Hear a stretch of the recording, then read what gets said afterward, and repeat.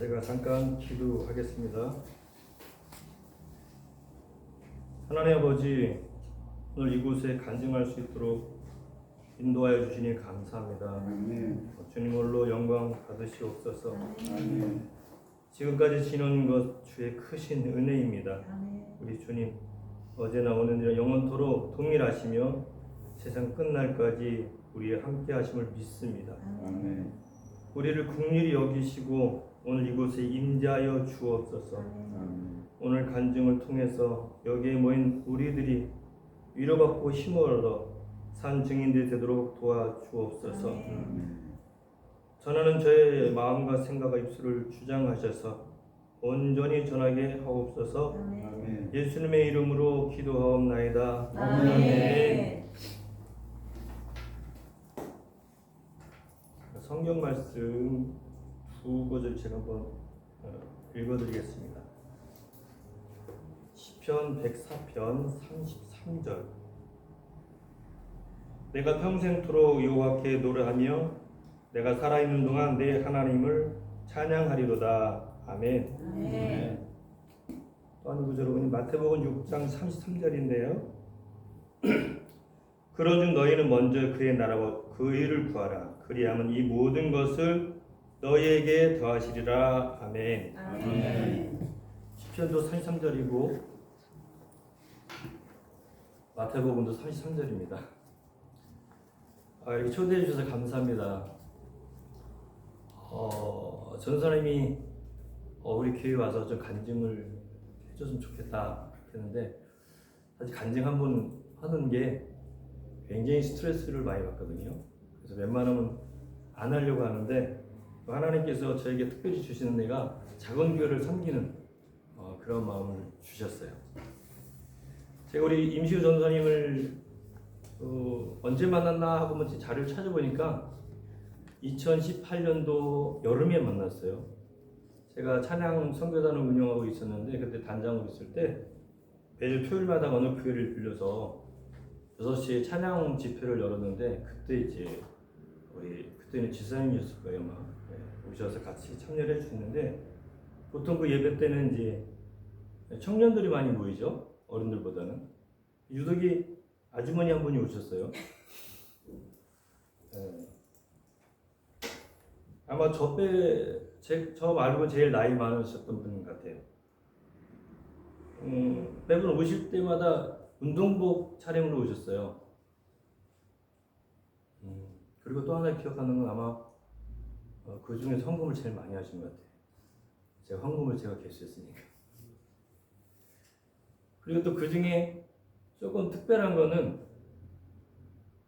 이분이 찬양할 때 앉아서 찬양을 안 해요.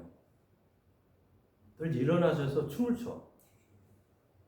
굉장히 열정적으로 찬양을 하시더라고요. 그래서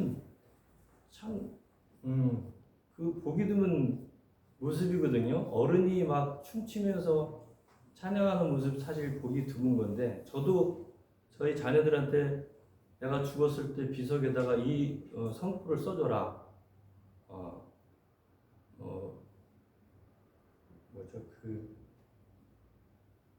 나 주님 만났으니 어찌 잠잠하리. 이 춤추는 그 이제 말씀을 달라 그랬는데 우리 전사님이 그 예수님을 만난 기쁨이 충만했던지 아주 춤을 잘 추셨어요.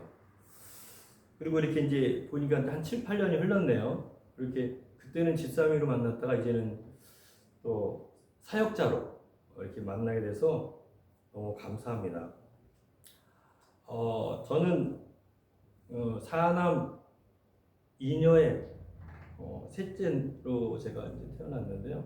어린 시절 잠깐 얘기하자면 제가 6살 때 이제 교통사고를 당해서 귀하고 머리를 크게 다쳤어요. 머리를 부닥쳐가지고 귀하고 머리가 이제 머리도 많이 부서지고서 중환자실에 이제 제가 있었습니다.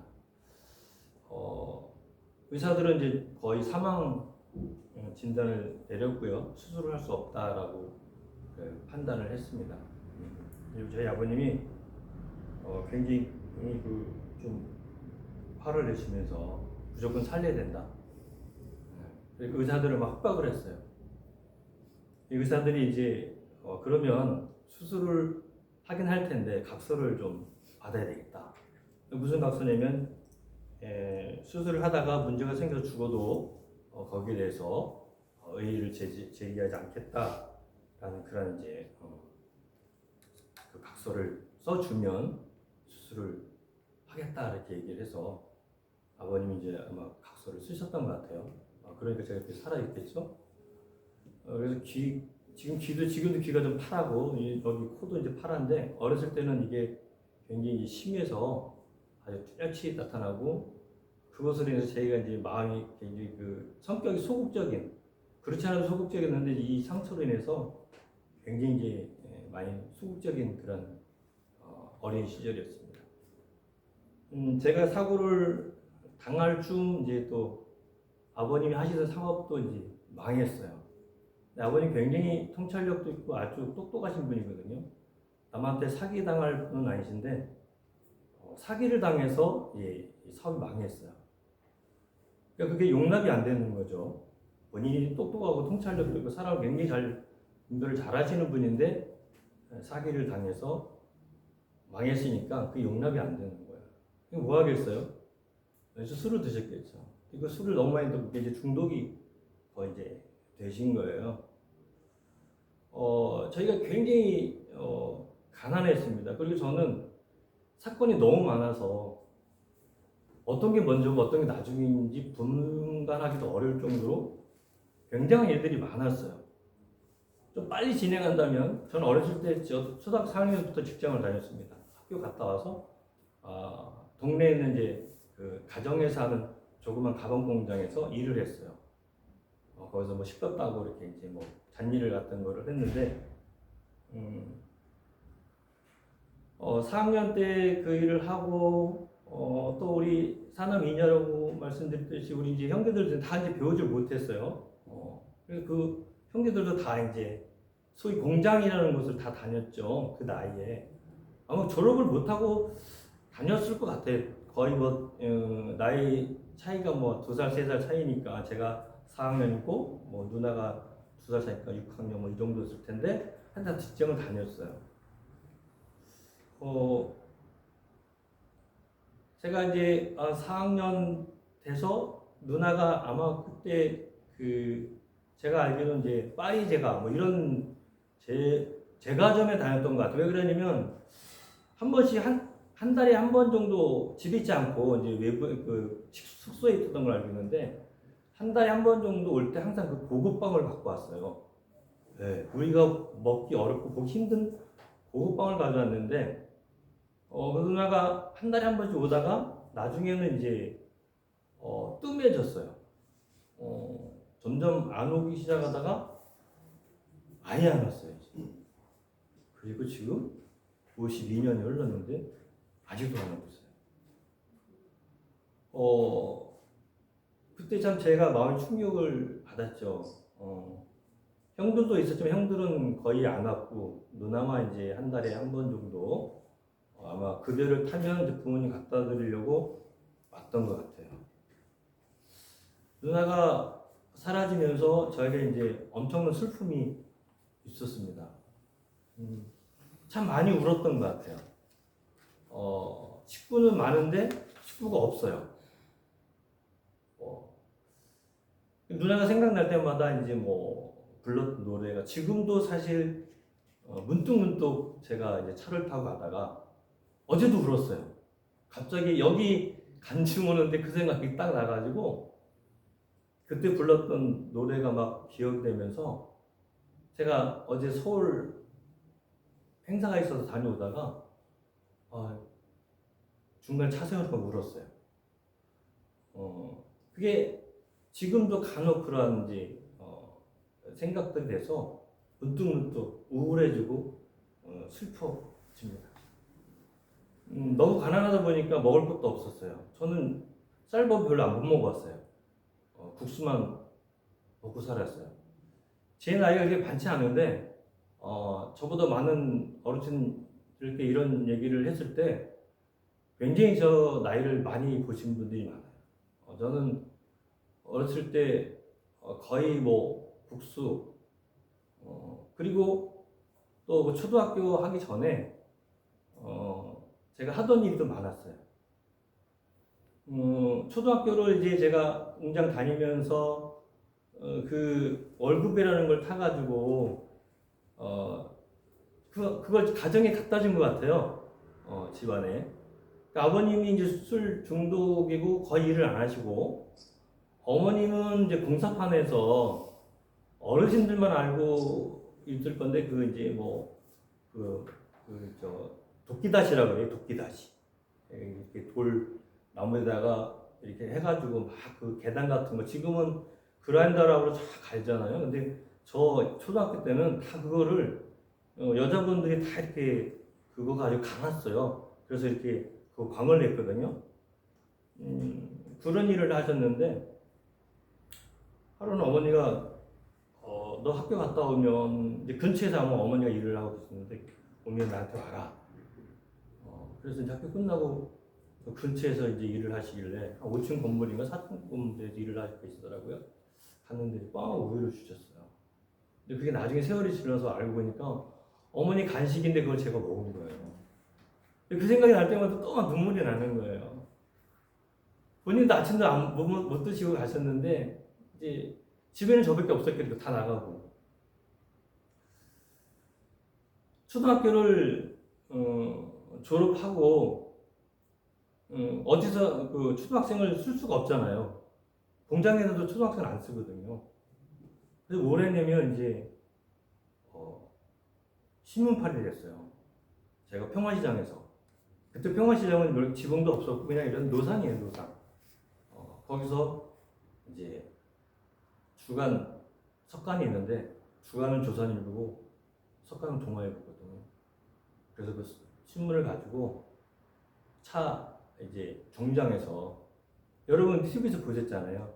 석간이요 석간 동아일보 석간이요 석간 동아일보 이렇게 파는 거를 했어요. 그리고 튜브 장사를 했어요. 그때는 동그란 튜브밖에 없었어요. 저 어렸을 때는 튜브가 뭐 이렇게 원형 이런 게 없었고 그냥 동그란 거 하나. 그리고 튜브 장사하다가 여름에 막 햇빛 쬐다가 갑자기 비가 오잖아요. 그럼 막 뛰어와서 비닐우산 뛰어다가 비닐우산 팔았어요. 또 조금 더 커서는 이제 금형이라고 이제 책 깎는 건데 그 기술을 배우면 돈을 많이 번다 가지고 금형 공장 가서 이제 또 그때는 이제 그 뭐라 그러죠? 다 잊어버렸는데 밀리. 예? 밀링 그 기계 있어요. 깎는 거. 순방. 네. 그거 이제 배우러 갔는데 그때 그거 배울 때 막 그 기사분들이 가르쳐 준다고 망치로 머리 때리고 막 그랬어요. 그때는 다 이렇게 맞고 배우고 그랬어요.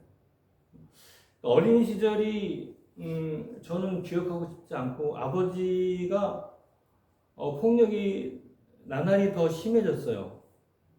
그래서 싸우는 일이 잦은 게 아니라 매일 싸웠죠, 어머니하고. 어머니 눈탱이 반탱이 되고 매일 죽는다 그러고 이게 지옥이었어요. 거기다가 이제 저희가 소극적이고 학교 가면 공부는 꼴등이고 학교에서는 뭐 꼴등이고 또 그러니까 또 왕따 당하고 집에 오면 어머니 아버지 매일 싸우고 이거 막 그냥 그 어둠의 연속이었죠. 그때 저 어린데도 그런 마음이 들었어요. 그때 당시 이제 화공약품, 그 뽕 잡을 때 쓰는 약품이 있어요. 아시는 분은 아실 거예요. 사이나라고 콩에다 이렇게 넣어가지고 하면 뭐 뽕이 먹고 죽고 그래요. 근데 그 소리 들었어요. 그래서 사이나 좀 구할 수 없을까? 저거라도 먹고 죽었으면 좋겠다. 뭐 삶이 너무 이제 엉망이니까 살고 싶은 그 어린 나이에 살고 싶은 마음은 없고 꿈이라는 건 뭐 아예 생각도 할 수 없는 그런 상황이잖아요. 그래서 늘 우울하고 뭐 사는 게 사는 것 같지 않고 어린데도 그런 마음이 굉장히 많이 들었어요. 그래서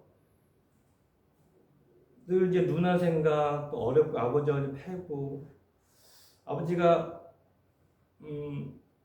가정에서 폭력을 휘둘릴 때 제가 지금까지도 이제 못 잊는 장면이 이제 세 가지가 있는데 두 가지는 그냥 제가 어떻게 잘 넘어갔어요. 근데 한 가지는 막 지금까지도 안 넘어가서 사실 지난 한 어느 그 간증할 때는 제가 막 폭발해가지고 그게 갑자기 너무 막 올라와가지고 아버지가 이제 어느 날 어머니를 팼는데 어머니가 기절을 하신 거예요. 그러니까 이제 아버님이 놀래가지고 저한테 빨리 가가지고 물을 퍼와라 그래서 이제 물을 퍼왔더니 이제 얼굴에다가 그걸 붓고 찬물을 부으니까 이제 어머니가 깨어났어요.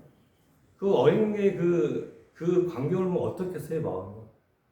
너무 비참하지 않았겠어요? 뭐 상상을 할 수가 없죠. 근데 어리고 뭐 그러니까 뭐 어디간 어떻게 지나간지 모르게 그 지나갔어요. 어느 사람도 갑자기 집에다가 석유를 막 뿌렸어요. 그 불을 지르겠다고 그러셨어요. 그래서 너무 끔찍해서 그게 그 막 영화에서나 볼 듯한 그 기름 붓고 불 질러가지고 사람 타는 그게 막 이렇게 상상이 되는 거예요. 너무 놀랬죠. 그리고 너무 두려웠어요. 그때는 어머니는 맞아서 그럴 땐 잘 몰랐는데 우리 전체가 죽는다 생각하니까 뭐 너무 두려웠어요. 그 장면이 저한테 지금도 이제 남아 있죠. 그리고 저를 제일 슬프게 했던 장면이 하나 있어요. 지금까지도 잊지 못하고 잊혀지지 않고 그게 마음에 남아 있고 정말 주님이 아니면 견디기 어려운 그런 장면이 하나 있어요. 그거는 뭐였냐면 저희 아버님이 우리 어머니한테 욕을 했어요. 욕을 했는데 너무 치욕스러운 욕이었어요. 정말 세상에 반쪽라도 듣지 못할 상상도 할 수 없는 욕을 하신 거예요. 그 욕을 막 생각하면 그 분노가 막 끌어오르거든요. 그 욕은 제가 말은 안 해요. 한 번도 안 해봤고요. 말은 안 하지만 지금도 그 아버지가 왜 그 욕을 하셨을까? 진술만도 못한 욕인데 이 욕을 왜 하셨을까? 이게 궁금한 거예요. 아버님, 어머님이 이제 다 돌아가셨어요. 근데 저희 작은 형님도 집을 나가서 지금까지 안 들어오고요. 우리 누님도 그렇고. 그러니 과거를 생각하면 늘 마음이 우울해지겠죠. 살고 싶지 않은 마음도 생길 거 아니겠어요?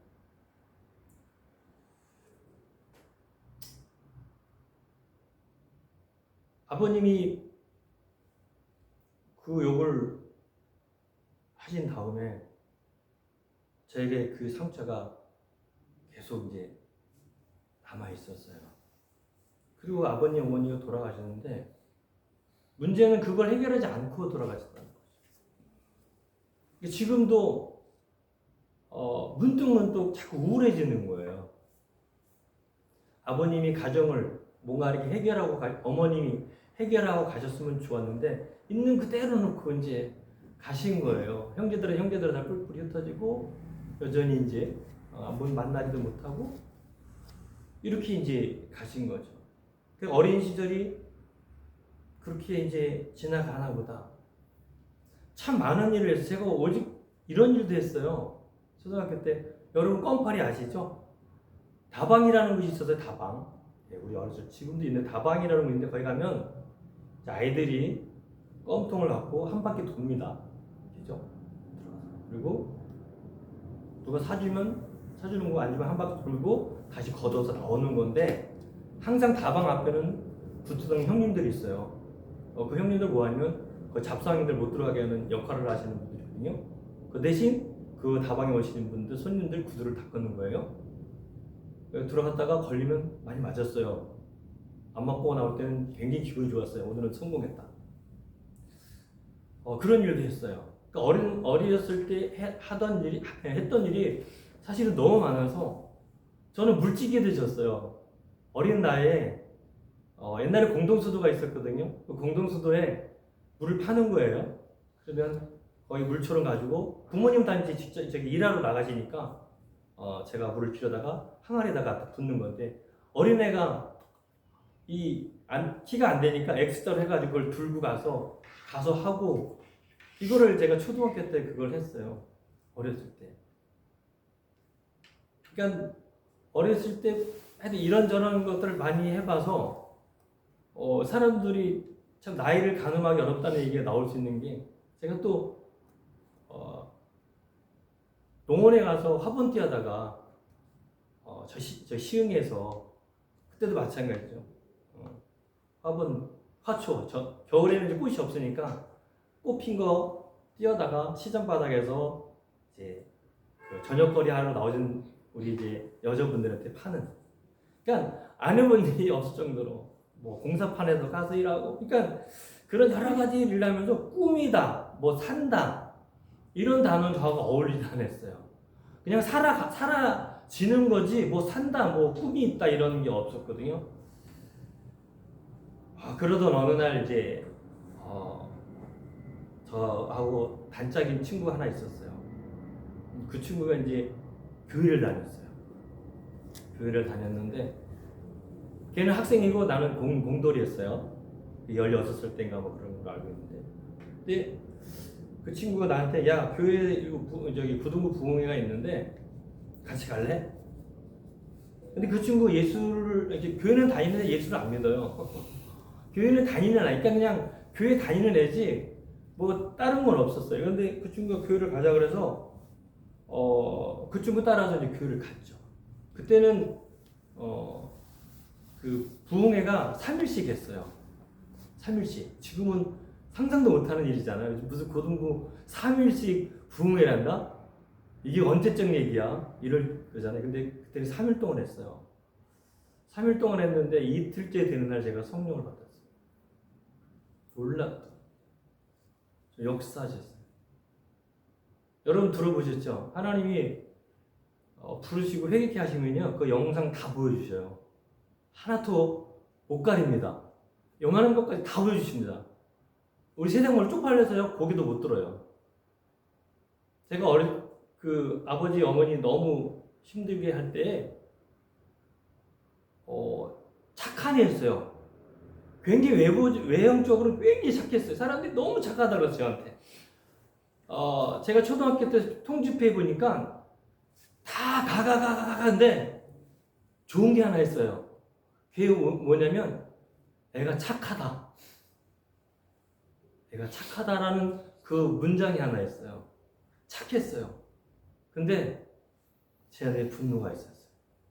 그래서 제 밑으로 여동생 남동생이 있는데 그 아이들을 제가 연필 머리를 찍었어요. 찝혀가지고 부러질 정도로 찍고요. 수건을 목을 매달아가지고요. 농장에서 매달았어요. 그걸 지나가던 아주머니가 보시고 놀래가지고 저희 부모한테 일렀어요. 조심하라고. 지금 명구가 애들을 목을 매달고 이렇게 했다. 직장 다니는 것도 좋은데 조심해라. 이런 얘기를 하셨어요. 그가 내 안에 어떤 겉으로는 아닌데 내 안에 어떤 분노가 쌓였던 것 같아요. 그게 보여지는 거예요. 영상으로. 그리고 옛날에 초등학교 때 우리 친구가, 내 단짝이는 이 친구가 어렸을 때는 도둑질 잘 하잖아요. 조그만 것들. 가게 가서 어떻게 했냐면 걔가 가르쳐 주더라고요. 내가 하라는 대로 하라고. 어떻게 하니까 가게 주인한테 저 위에 있는 물건을 손으로 가리키면서 저거 얼마예요? 할 때 자기가 밑에 거 다 집었는데요. 그 짓도 했거든요. 그것도 다 보여주셨어요. 전부 다 보여줬어요. 쭉 영화 필름으로 보여주시더라고요. 내가 지은 죄대로 요만한 거. 옛날에는 콜라 병 담는 케이스 팔았어요. 그래서 훔쳐다가 되팔아요. 약간의 돈 받거든요. 그 짓도 했어요. 그것도 보여주시더라고요.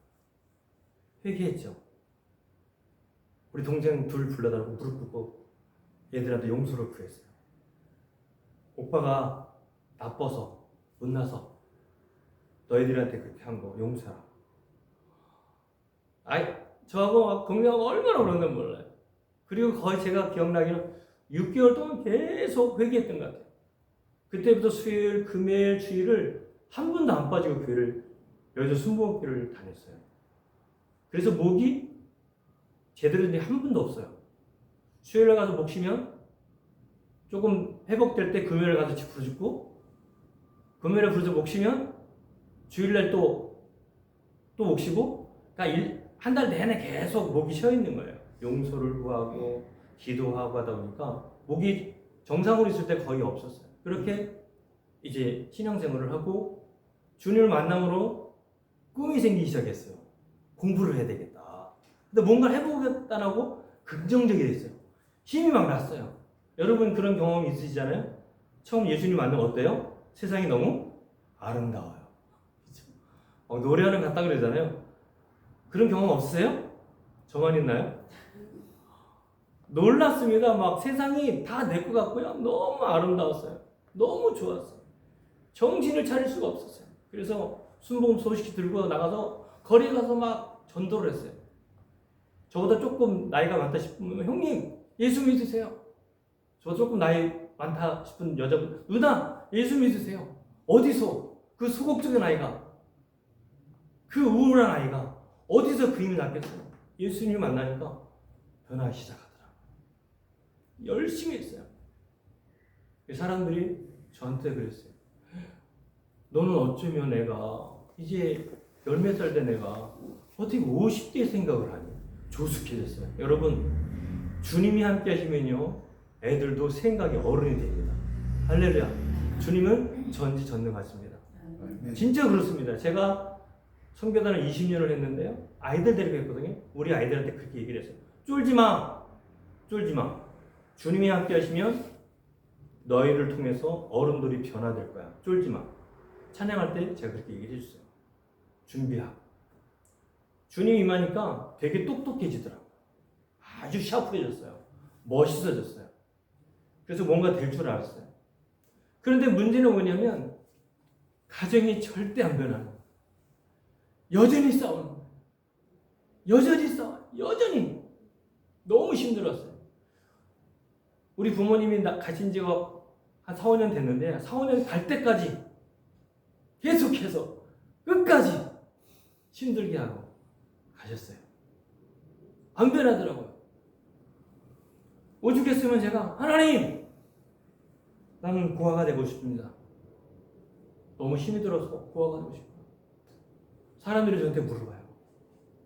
가끔 가족관계가 어떻게 되냐? 저 고아인데요. 정말 그랬어요. 전 고아가 너무 좋았어. 내가 신경 쓰지 않아도 되잖아요. 아버지 엄마 싸우는 거 안 봐도 되잖아요. 나만 잘하면 되잖아요. 그래서 고아가 되고 싶었어요. 하나님 난 고아가 되고 싶어요. 너무 힘이 듭니다. 그랬더니 진짜 하나님이 고아원으로 보내셨어요. 정말로. 그래서 고아원에서 2년 동안 살았어요. 초등학교 나오고 아무것도 못하다가 그 고아원에 있으면서 사실은 중졸 자격 검정고시 땄어요. 거기서 2년 있다가 이제 나왔는데 여전히 다시 집에 갔을 때도 여전히 또 그랬어요. 그래서 너무 힘이 든 거예요. 하나님 어느 날 제가 이제 하나님 내가 오늘만 이제 하나님께 예배하고 다시는 이제 내가 크리스찬으로 살지 않겠습니다. 그러니까 주님을 떠나겠습니다. 그렇게 이제 선포를 하고 여의도 순복교를 갑니다. 그래서 또 얄팍한 지식이 있어가지고 내가 성전 안으로 들어가면 변화가 있을 걸 예상하고 안 들어가고 바깥에 서서 예배를 합니다. 지혜롭죠? 성전 들어가면 변화될까봐 안 들어가고 바깥에 서서 예배를 해요. 교회 여의도 순복교 기둥이 있어요. 들어가기 전에. 네. 기둥에 서서 예배하는 거예요. 오늘 예배 하나님 마지막입니다. 기도를 하는데요. 눈물이 왜 이렇게 많이 나는지 정신없는 하나님 회개하고 내가 오늘부로 이제 안 믿겠다고 했는데 하나님 회개하시면 나를 사랑한다는 마음을 주시는데 제가 회개하고 다시 돌아왔잖아요. 다시 돌아왔는데 가정은 변화됐을까요? 아니, 여전히 똑같았어요. 말씀드렸잖아요. 얼마 전 돌아가실 때까지 힘들었다. 아버지 그래서 사는 모습을 보니까 난 빨리 결혼하고 싶었어요. 결혼이 뭔가를 좀 보여주고 싶었어요. 부부가 산다는 게 뭔가를 좀 보여주고 싶었어요. 근데 결혼을 하려고 보니까 일단 배운 게 없잖아요. 가진 게 없잖아요. 제일 중요한 건 우리 집안이 엉망이야. 어디다 내놓을 수 있는 그런 가정이 아니잖아요. 포기가 되더라고요. 그래서 결혼을 하고 싶고 뻔때를 좀 보여주고 싶지만 환경이 안 되니까 자꾸 포기되는 거예요. 그래서 누가 결혼 정년기에다 자꾸 소개를 하는데 무조건 제가 이제 저는 안 된다고 이렇게 그냥 거부를 했어요. 내 마음 한쪽에서는 정말 빨리 결혼해서 정말 산다는 게 뭔지, 부부로 산다는 게 뭔지 좀 우리 부모한테 좀 보여주고 싶은 생각이 자꾸 들었어요. 그런데 배운 거 없고 또 제가 하는 뭐 직장 생활이라는 게 뻔하지 않겠습니까? 제가 이제 사실 요리사였었거든요. 근데 그거 가지고서 그때 당시에는 제일 먼저 결혼 순위 1번이 사실은 이제 학력이었어요. 학력이 어떻게 되냐에 따라서 결혼 선호도가 왔다 갔다 하고, 그 다음에 뭐 이제 뭐 잘생긴 거, 아니면 뭐 또 어디 직장, 아니면 집안 배경, 뭐 이런 거인데 전혀 저는 하나도 가진 게 없었어요. 그래서 포기를 하고 그냥 지내고 있는데 어느 날 어느 자매님이 오셨어요. 그래서 여자를 소개하겠다는 거죠. 싫다고. 소개해 주겠다. 싫다고. 제가 뭐 상황이 이래서 잘 안 됩니다. 지금 내가 소개할 사람은 그런 거 상관없는 분이 뭐 학력 뭐 이런 거 상관없는 분이래서 그래도 싫다고. 한번 만나보라고. 하도 이제 간곡히 그 여자분이 얘기를 해서 그럼 만나겠다. 이렇게 이제 하고 그분이 이제 어느 날 날짜를 정하고 만나기로 했어요. 만났어요. 만났더니 너무 이쁜 거예요. 제가 결혼하고 결혼사진 나왔을 때 사진관에서 그 결혼 사진을 자기네한테 좀 이렇게 주면 안 되겠냐? 자기가 찍은 거지만 왜 그랬더니 이 여자분이 너무 이쁘다는 거예요. 저희 아내를 보고 너무 이쁘고 하이라 닮았다. 정말 이뻤어요. 거기다 마음도 착했어요. 그래서 이제 제가 보고서 이제 마음이 있어서 다시 또 한번 만나려고 날짜를 정하려고 했더니 이분이 시간이 없대. 왜 시간이 없었냐면 사실 저를 소개한 여자는 이 여자가 아니었어요. 다른 여자였는데 그 여자분 일이 생겨가지고 대타로 나왔대요.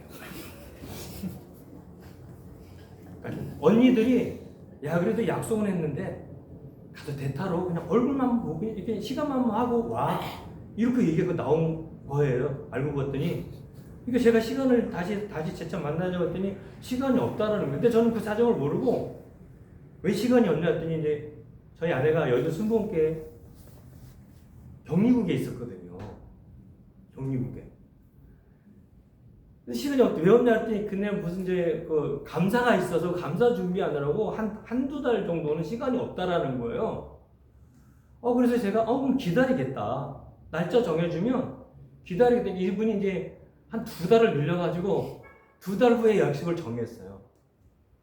그래서 뭐 2달 이제 기다렸어요. 그래서 이따가 2달 후에 다시 전화를 했어요.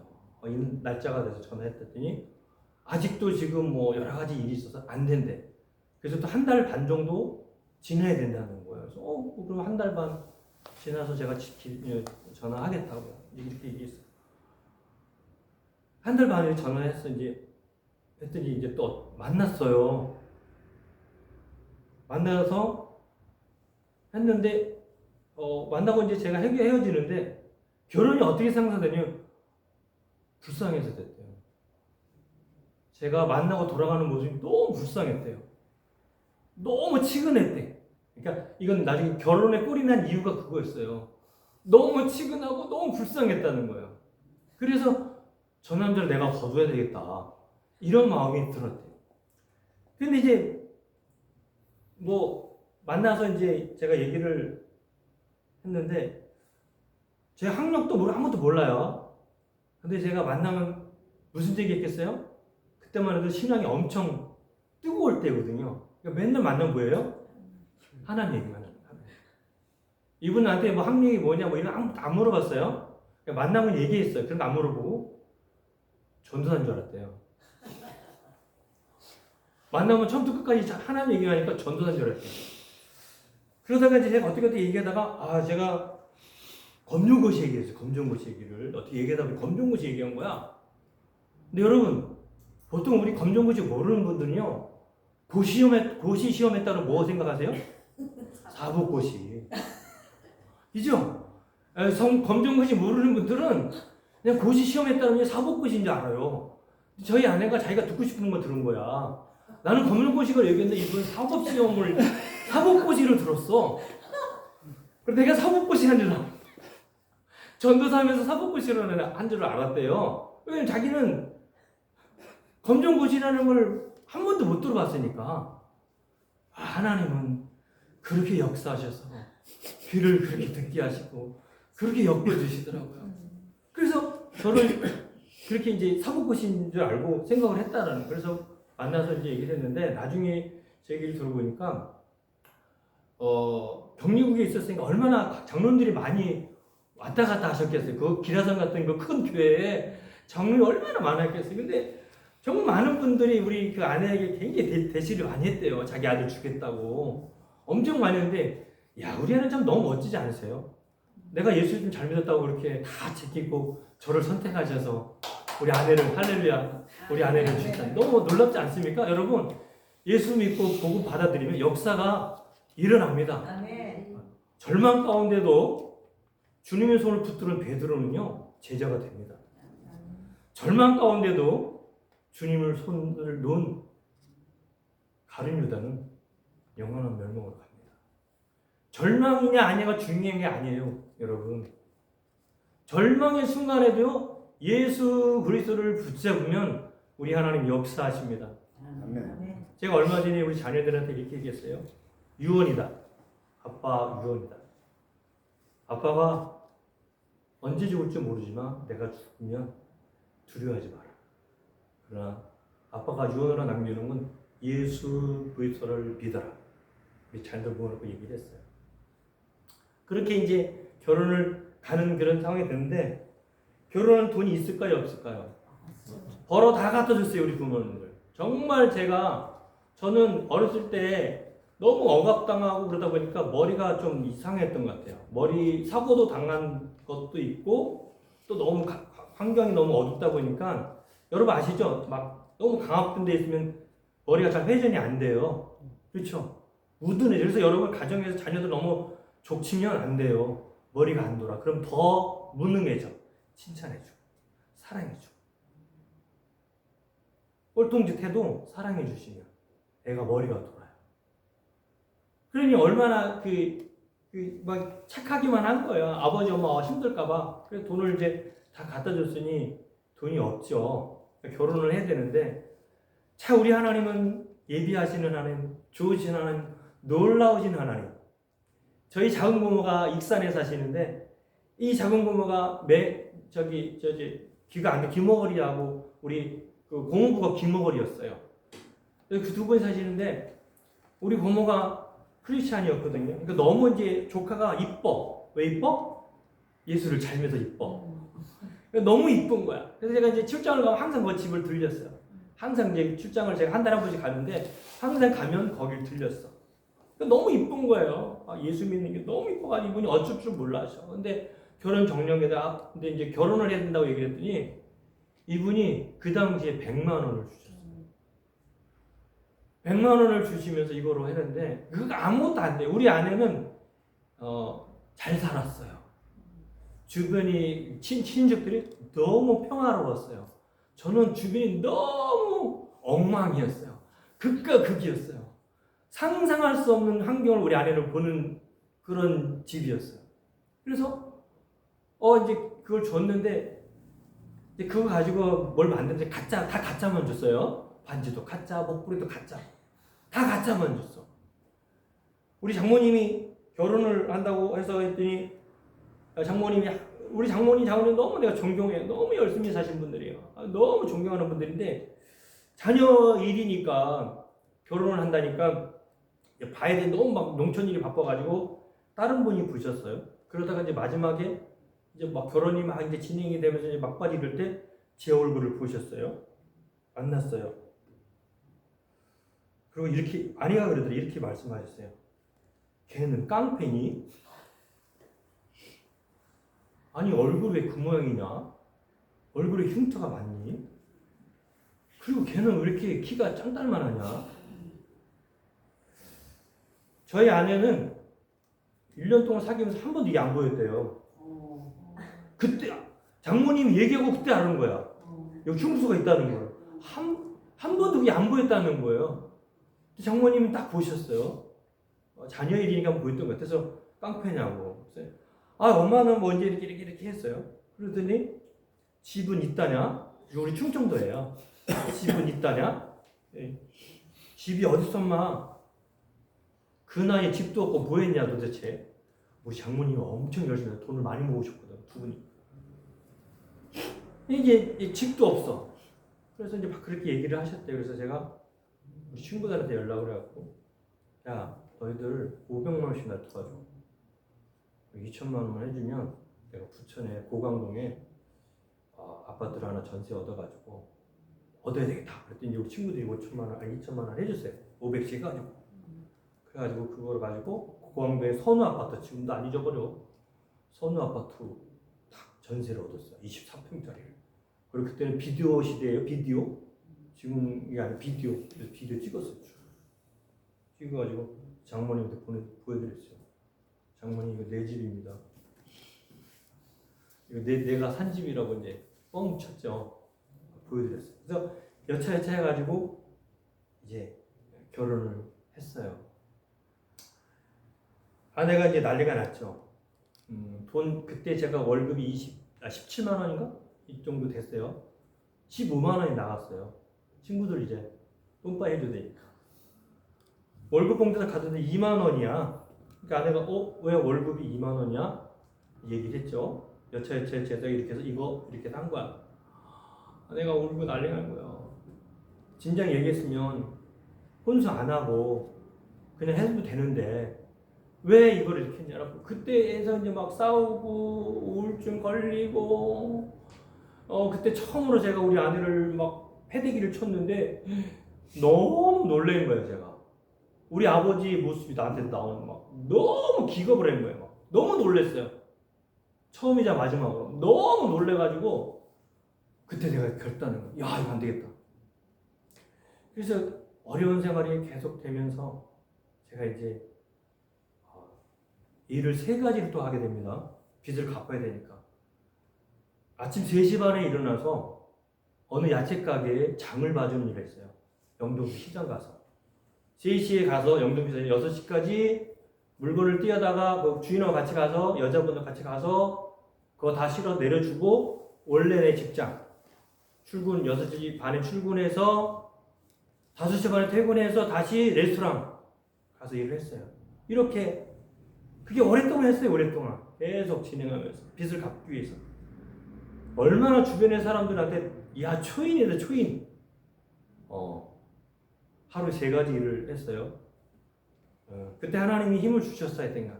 그래서 이제 결혼 생활을 그렇게 했는데 그래도 온전하지 않았겠죠? 제가 자라면서 배운 게 뭐가 있어요? 아무것도 없잖아요. 늘 평생을 아버지 엄마 싸우는 것만 봤잖아요. 엄마 이 집 저 집 가면서 구걸하는 거 보고, 구걸하는 모습 많이 봤어요. 어머니가 쌀 사 먹게 돈 빌리는 거, 월세 못 내서 막 주인한테 막 빌고 막 사정하는 거, 그 주인이 막 욕하는 거, 뭐 이런 것들을 내가 수도 없이 어머니가 하는 그런 환경을 봤거든요. 그러니 온전히 무슨 교육받은 게 없을 거 아니에요. 제가 배운 게 없으니까. 그래서 제대로 사라지지 않았어요. 그냥 잠깐 신혼이고 잠깐 좀 행복했을 뿐이지 별로 신앙생활을 하면서도 별로 그렇게 막 하지 못했어요.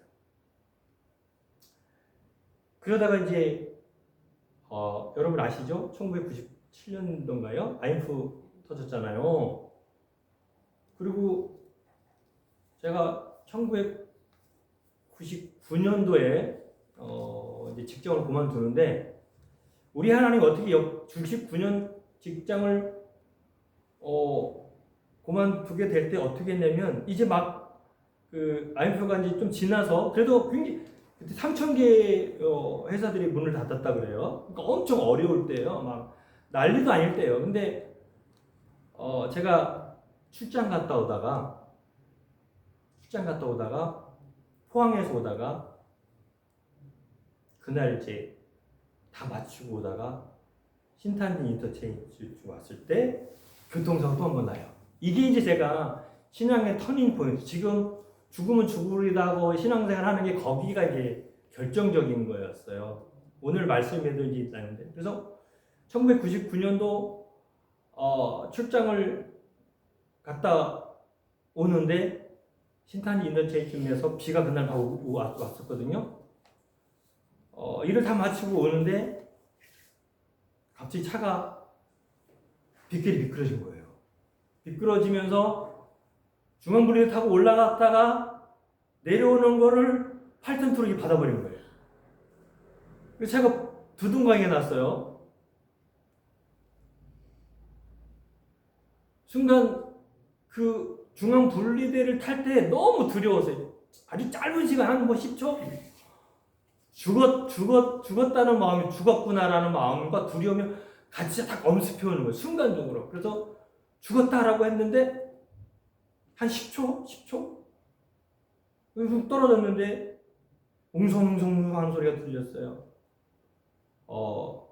사람들이 이제 그 차에서 저를 끌어내는 그런 상황이 된 거죠. 근데 2차 사고가 안 난 게 왜 그랬냐면 뒤에 따라오는 차가 하나도 없었어요.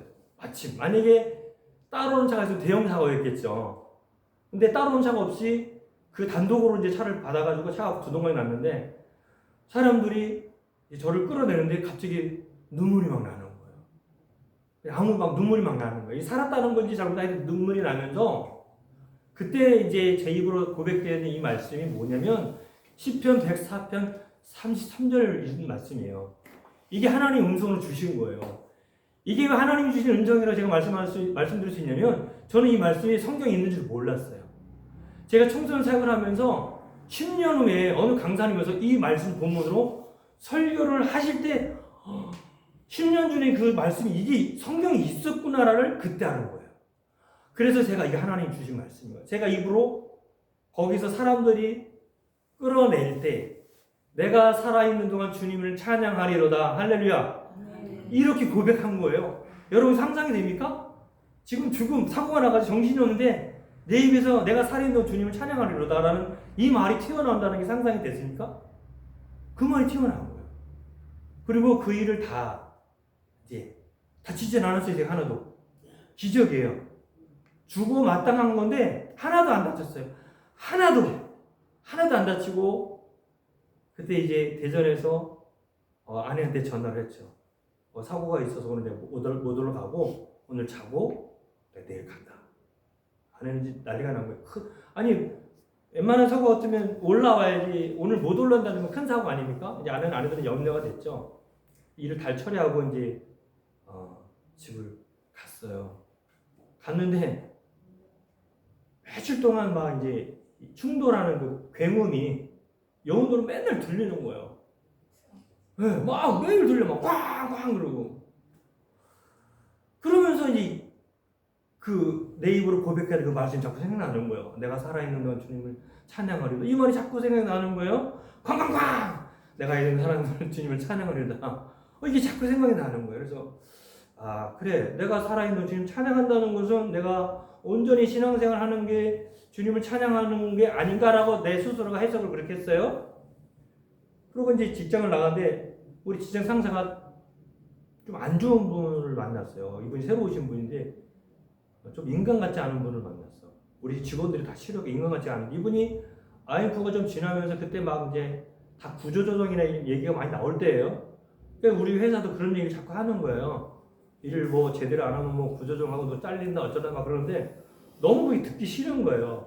우리 회사는 그렇게 어려운 회사는 아니었거든요. 인원도 많지 않은데 매번 그렇게 사람을 이렇게 좀 강압한다 그럴까요? 자꾸 이렇게 막 엄포를 주는 거죠. 일 제대로 안 하면 잘릴 거지 하는데 그 말이 너무 듣기 싫은 거예요. 그래서 제가 사직서를 냈어요. 너무 듣기 싫어가지고 더럽다. 사실 쓰면 안 되거든요. 그때 되게 어릴 때가 어디 갈 데도 없고 근데 사직서를 썼어요. 그리고 너무 사이가 안 좋으니까 제가 죽을 뻔한 사고가 났는데도 사고 얘기를 안 했어요.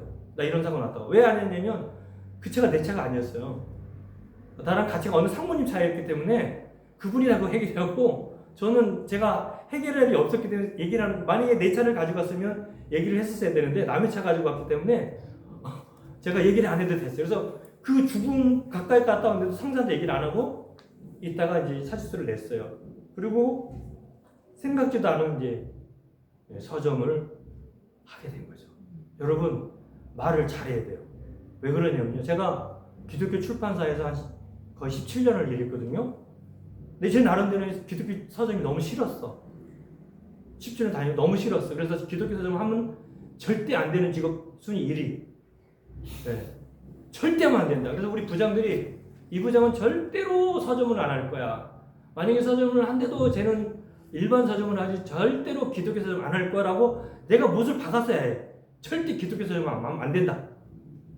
아 근데 이게 뭔 웬일이세요? 내가 여기 이렇게 누워서 침을 뱉었잖아요.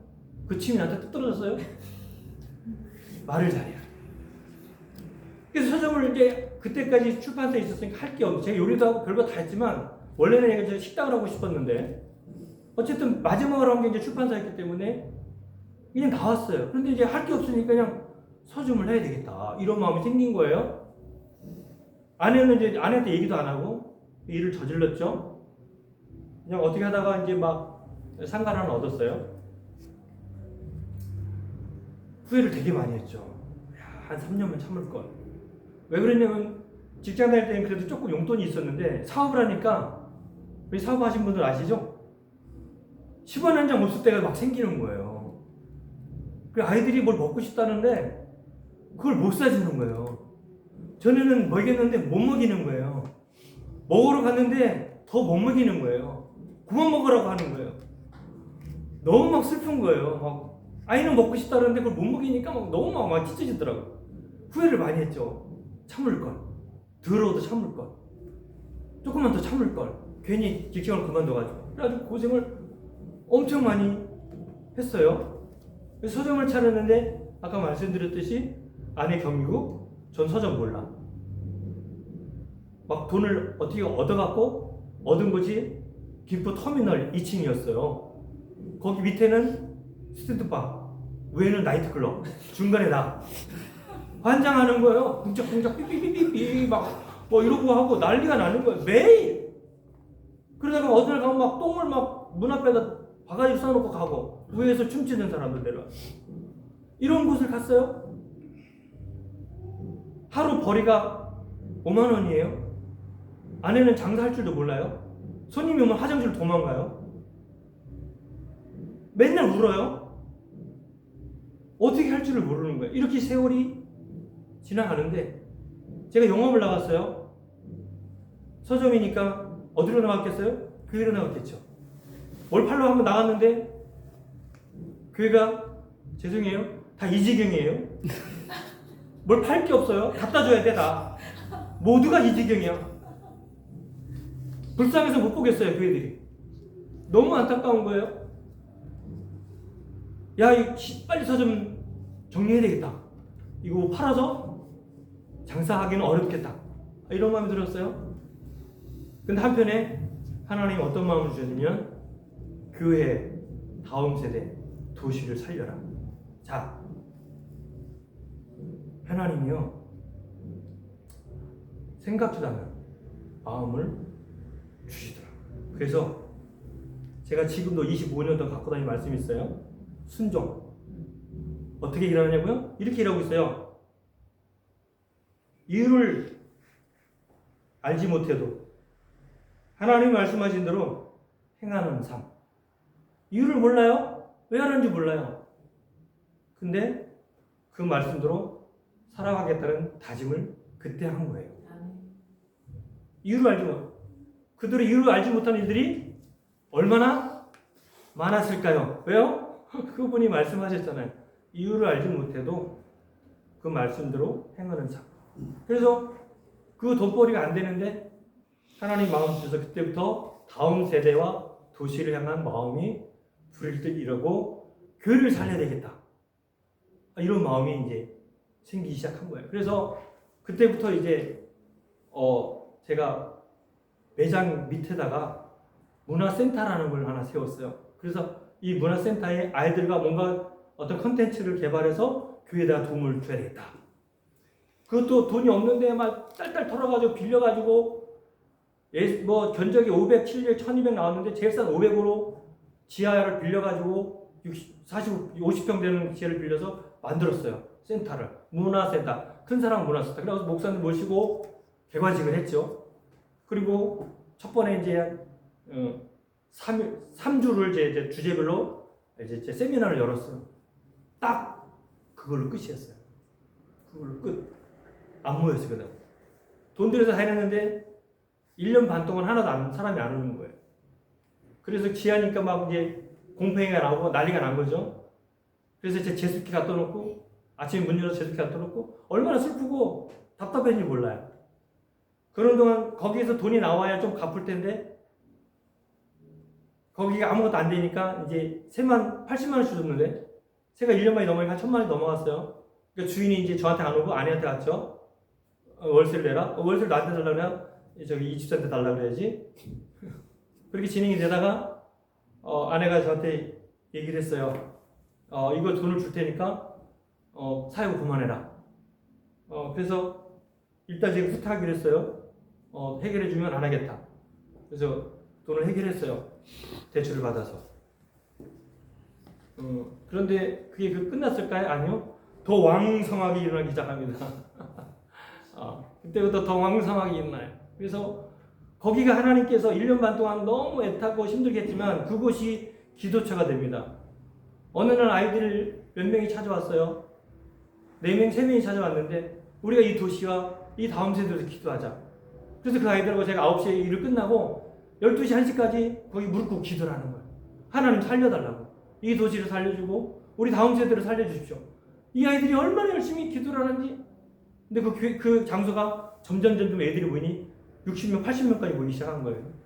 그래서 제가 이제 찬양단을 만들고 제가 YK 미니스트리라는 찬양단을 만들어서 제가 한 400회를 한번 이제 찬양 집회를 다니고 이 아이들과 12년 동안 매주마다 예배를 드렸습니다. 12년 동안. 12년 동안 아무 데도 못 갔어요. 주일날 제가 원래 본교회 가서 예배 드리고 오후에 집회 나가고 거기 4시 끝나면 다시 뿌려서 들어와서 5시 작정해서 6시부터 8시 다시 예배 드리고 이게 하루 주일날 일과였어요. 근데요. 하나님은 공짜가 없습니다. 절대 그냥 안 놔주세요. 제가 사업을 하면서 3번 옮겼는데요. 저희는 유명해요. 큰 사람 기독교 백화점은 옮길 때마다 커지더라고요. 옮길 때마다. 보셨죠? 옮길 때마다 커졌어요. 하나님이 하시더라고요. 하나님이 역사하세요. 절대로 하나님이 그냥 놔두지 않습니다. 첫 번째 제가 아까 말씀드렸잖아요. 라이트 클럽 있는 거기에서 25평 살 때 어느 날 거기는 건설회사, 회사 건물이라서 뭐 이렇게 타입이 안 돼요. 월세를 올려야 되겠대. 돈을 올릴 수 있는 그런 상황이 아닌데 올려야 되겠대. 그래서 고민하고 있는데 그때 연합회 부회장님이 전화가 왔어요. 혹시 집사님 그 서점 옮길 마음이 없습니까? 있죠. 그러면 옮길 마음이 돈이 없습니다. 근데 누구 장로님 만나래요. 그게 이제 김포제일교회 장로님이셨어요. 그 건물을 갖고 계시는 분인데 그분 한번 만나보라는 갔어요. 그분이 그런 얘기를 했어요. 자기가 그렇지 않아도 참 서점을 하나 여기 기독교 서점 들어왔으면 좋겠다라고 했는데 마침 거기 있던 그 사업장이 나간다 그러니 왔으면 좋겠다. 그래서 장로님도 그랬죠. 오고는 싶은데 여기가 45평인데 제가 이만큼 들 돈이 없습니다. 그랬더니 그분이 그냥 그 돈 내는 대로 와라. 거기 내는 대로. 그래서 왔어요. 그 7년 동안 했거든요. 오늘 또 어느 목사님 오셨어요. 저기 건물이 하나 경매가 나왔는데 저걸 막 보라는 거예요. 목사님, 우리 이제 돈이 없어서 그거 볼 수는 여기가 없습니다. 그래도 보라는 거예요. 매일 오시는 거예요, 그분이. 매일 와서 그게 너무 좋으니까 보라고. 그래서 목사님 우리 돈이 없다니까요. 지금 뭐 당장 돈이 없습니다. 자꾸 그러니까 제가 아내한테 야, 안 되겠다. 저분 매일 오니까 가서 그냥 보고만 오자. 보고 왔다고. 그래서 갔어요. 아내하고. 그게 북변동이에요. 60평. 갔더니 너무 좋은 거예요. 욕심이 났어요. 하나님 돈이 없어요. 근데 하나님께서 여차여차 해가지고 계약금이 어떻게 해서 1,000만 원이 만들어졌어요. 근데 경매를 받아야 되잖아요. 경매 뭘 어떻게 하는지 알아요? 아무것도 모르잖아요. 해본 적도 들어본 적도 없어. 경매는 우리는 그과가 아니니까. 근데 우리 아는 집사님이 오신 거예요. 그분 경매 전문가예요. 우리 얘기를 듣고 자기가 다 해줬어요. 그래서 한 칸당 3억짜리를 5천에 받았는가 그래요. 3천에 받았어요. 할렐루야. 이분들이 안 놀라시네. 3억짜리를 5개 받았는데 한 칸당 3,500 받았다고요. 아멘. 2억 5천씩 이익 받다니까. 그거 얼마야 도대체. 하나님이 역사하셨어요. 자, 또 여기서 10년을 일했어요. 근데 재개발됐어요 또. 그래서 하나님, 아내는 저는 이제 거기서 끝내려고 해서 그만하려고 이제 서점 안 하려고. 그만하려고 그랬거든요. 그래서 그만하려고 했는데 10년 됐는데 또 재개발이 됐어요. 하나님 기도를 해서 하나님 이게 어떻게 되냐고. 그랬는데 하나님께서 이번에는 어디로 보냈어요? 350평 땅을 주신 거예요. 그리고 120평을 늘렸어요. 또 서점을. 지금 있는 곳으로. 우리 하나님께서 달라고 하지 않았어요. 아까 말씀드렸잖아요. 저는 그 사고가 제가 죽음에 가까운 그 다음에는 이렇게 마음을 다짐했습니다. 내가 언제 죽어도 괜찮다는 마음으로 살자. 이게 제가 지금 마음이에요. 내가 언제 죽어도 괜찮다. 왜냐면 그때 죽음에 놀랬잖아요. 그 놀란 게 왜 그랬어요? 근데 제대로 이런 건 일을 못한 것 같잖아. 그렇잖아요. 주님께 한 것도 없는 것 같고. 순간이지만. 그래서 그때 결단을 한 거야. 내가 언제 죽어도 괜찮다는 마음을 갖자. 그 마음을 가졌더니 하나님께서 복을 허락해 주셨어요. 얼마 전에 새롭게 서서도 나갔다 왔잖아요, 제가요. 여러분, 나중에 한번 그거 보세요. 제가 오늘 편지를 2개를 읽어드리려고 했던데, 하나는 그 새롭게 서서 보면 나와요. 우리 아내를 얼마나 내가 괴롭혔는지. 너무나 힘들게 했다는 걸 나중에 알았어요. 정말 그걸 안 지고 얼마 안 돼요. 그 대출 받으러 가는 어떤 분이 제가 이렇게 이제 걸어가다가 두 분이 얘기하는 소리를 들었어요. 그분이 모르는 얘기를 하냐면 이런 얘기를 하더라고요. 아씨, 대출 받으러 가는데 막 욕을 하는 거야. 얼마 들어오고 치다고 막 이런 얘기를 하는데 저는 돈을 만져본 적이 없어가지고 은행이 뭔지도 몰라요. 그러니까 너무 가난하게 살다 보니까 금융이라는 금맹? 뭐라 그러지 그게? 금맹. 아무 몰라 이게. 은행이 뭔지도 몰라가 자꾸 눕고 찾는 것도 모를 정도로 그렇게 그런 삶을 살았던 사람이거든요. 그 대출부 해서 힘든거? 캐피탈부 어떻게 이런 거 몰라요. 근데 제가 사역하면서 그 선교비가 없다고 30% 캐피탈을 2천만 원 빌려 80만 원씩 이자를 했어요. 그 안에 몰래 했는데 그게 이제 뭐죠? 연차가 되면서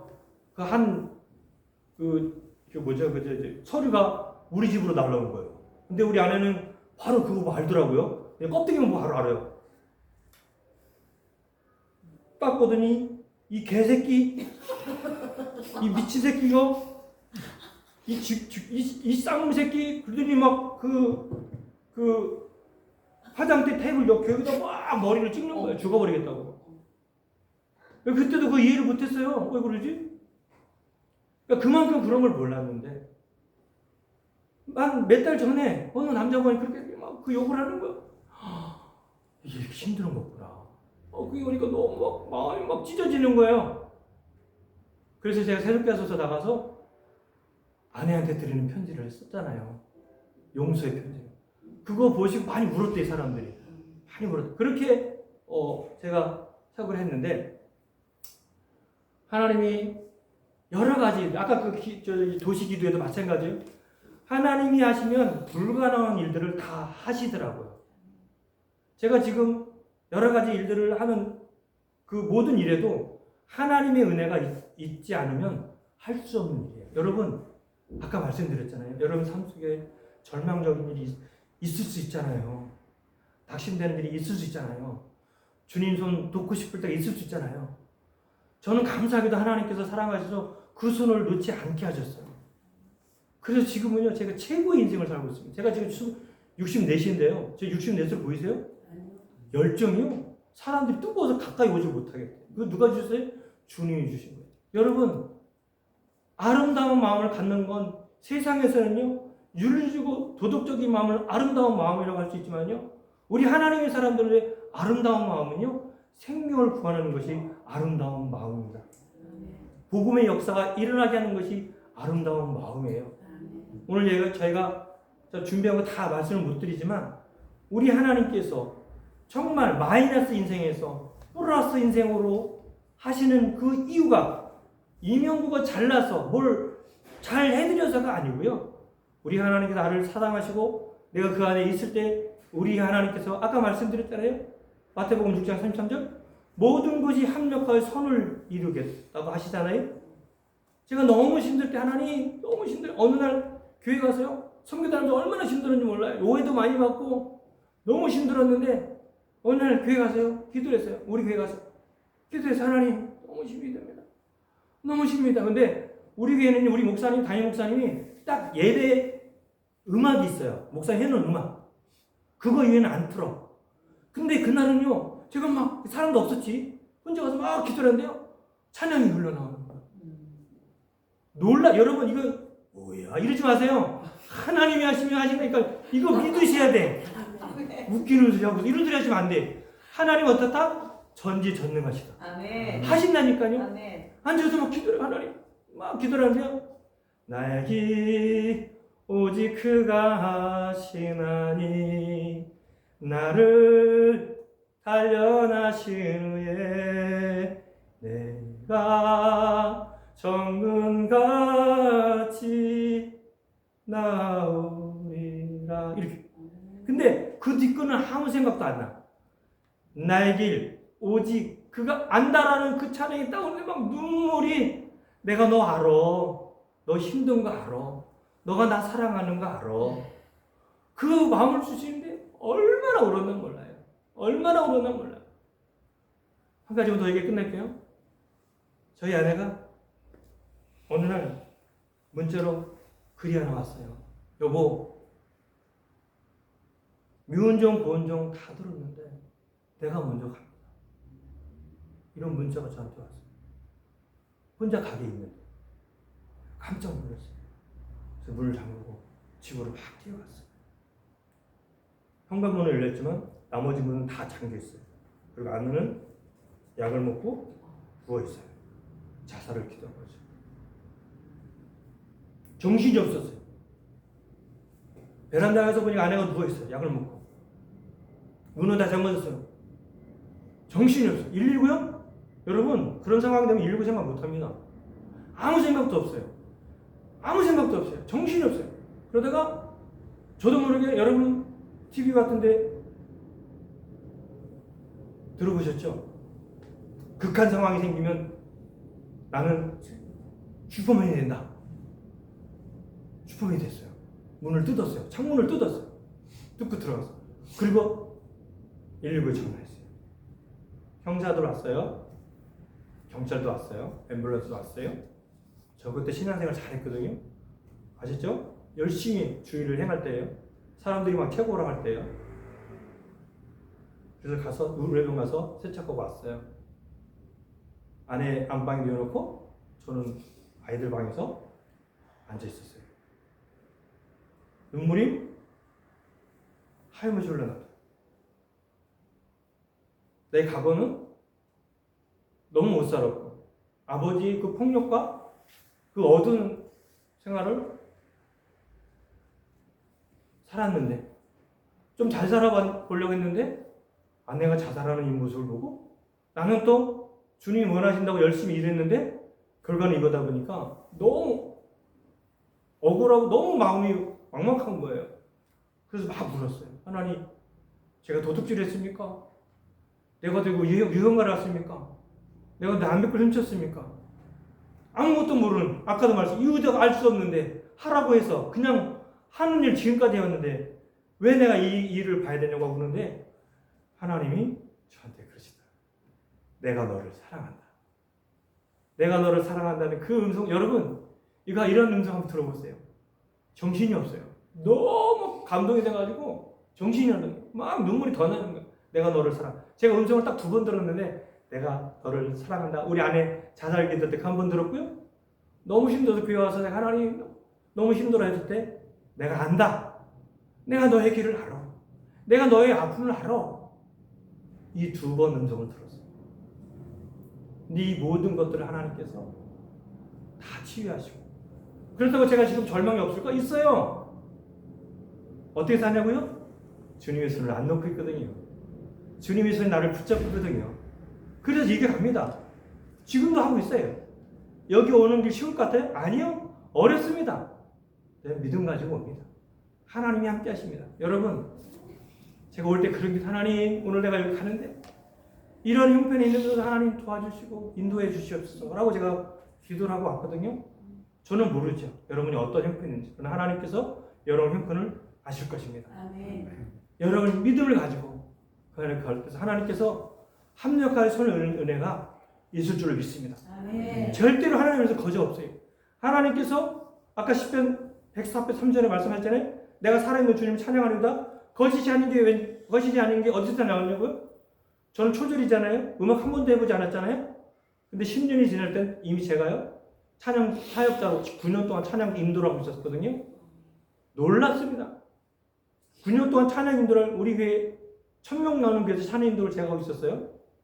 제가 하려고 한 게 아니라 하나님이 그 길을 인도하시더라고요.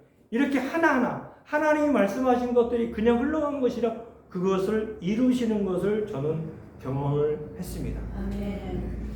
마지막으로 아까 우리 아내한테 제가 용서의 기도는 여러분 한번 꼭 보세요. 얼마나 이 상황들이 하나님 어떻게 역사하시는지를 알 수가 있거든요. 근데 그거는 거기서 보시고 얼마 전에 제가 이제 장로 안수를 받았는데 여러분 자녀 교육 많이 신경 쓰시잖아요. 그죠? 우리가 돈하고 자녀 교육 맨날 우리가 골머리 하는 게 뭐예요? 돈하고 자녀 교육이잖아요. 자녀 교육 때문에 저한테 많이 와요. 저한테 많이 와. 근데 저 전문가 아니에요. 근데 저는 그런 얘기 하죠. 많이 안아주세요. 많이 인정해주세요. 저희 작은 아이가 작은 아이가 지금 저기 백석대학교 응급구조학과로 다녀요.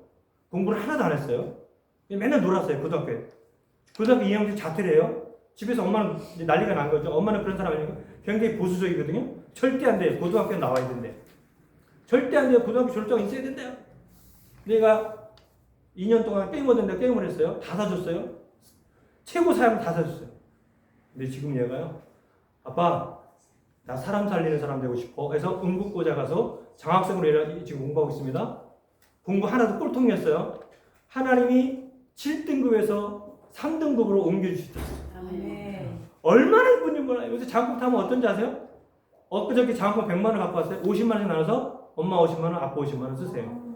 다음 달에 200만 원 텐데 아빠 100만 원, 엄마 100만 원. 자기를 이렇게 키워주면 너무 감사하대. 할렐루야. 아멘. 자, 어떻게 그렇게 되느냐? 사람들이 저한테 궁금해하고 너무 막 와서 좀 어떻게 해서 그렇게 애들을 잘 키웠네요. 제가 잘나서 그런 거 아닙니다. 우리 하나님 함께 하시면 그렇게 돼요. 아멘. 우리 하나님 의지하세요. 아멘. 분명히 됩니다. 그 증거를 우리 딸이 제가 장로 임직받을 때 축사를 우리 딸이 있어요. 우리 딸이 축사한 글을 읽어드리고 제가 마무리를 하겠습니다. 자랑하려고 하는 게 아니고요. 우리 주님께 맡기고 하나님 이 자녀를 그리고 중요한 건요 여러분 내가 그렇게 살아가세요. 여러분 내가 아주 완벽하게 사는 것 우리 아이들이 원하지 않습니다. 부족하면 그대로 드러내세요.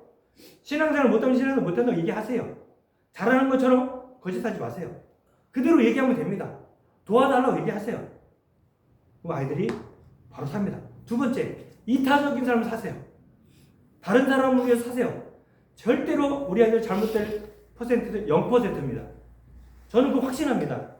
남을 위한 삶이 아니라 남을 위한 삶을 살 때 우리 아이들 절대로 잘못되지 않습니다. 우리 주님이 그러셨잖아요. 남을 위한 삶. 이것이 우리에게 주어진 사명입니다. 할렐루야. 그리고 제가 읽어드리고 마무리 짓도록 하겠습니다. 안녕하세요. 저는 오늘 인직을 받는 이명구 집사 첫째 딸 이혜지입니다. 모태신앙 33년 평생 딸의 임직식 축사는 들어본 적이 없어서 어떤 말이 해야 하나 싶어 처음에는 고사했지만 그만큼 뜻깊은 삶을 살아오신 아빠를 존경하며 인직을 축하하는 마음으로 이 자리에 섰습니다. 아빠가 장로 인직을 받는 이 순간까지 아빠는 수많은 청소년과 지역과 교회를 위해 여러 가지 모습으로 헌신하시면서 길고 깊은 사역의 순간들을 걸어오셨습니다. 그런 아빠를 많은 사람들은 귀한 사역 사신다며 존경했지만 저의 가족에겐 어둡고 긴 터널이었습니다. 아시는 분은 아시겠지만 아빠의 사역은 부부싸움의 씨앗이었고 가정불화의 원흉이었습니다. 저도 청소년에 대한 비전이 있었기에 어떤 상황 속에서도 묵묵히 사역을 감당하는 아빠에 대한 존경도 있었지만 이렇게 사역을 하는 것이 과연 하나님이 바라신 것일까 하는 의심도 있었습니다. 하지만 20년이 넘는 시간을 흘려 뒤돌아보니 하나님의 눈과 마음이 향한 곳에 아빠 우리 가정을 도구로 사용하셨음을 참 감사했습니다. 교육자도 아니고 신학을 전공한 것도 아니지만 하나님 주신 비전 그 하나만을 붙들고 사람에게 실망하고 상황이 완벽하게 준비되지 않았어도 믿음으로 나아간 아빠의 모습을 보며 말로만 듣던 하나님이 주신 비전의 힘이 어떤 것인지 느낄 수 있었습니다. 아빠가 어떤 모임에서 이런 말씀을 하신 적이 있습니다. 난 우리 자녀들을 위한 기도를 해본 적이 없다. 내가 다른 이들을 위해 기도하고 섬기면 우리 자녀들은 하나님이 채워주실 거라 믿는다.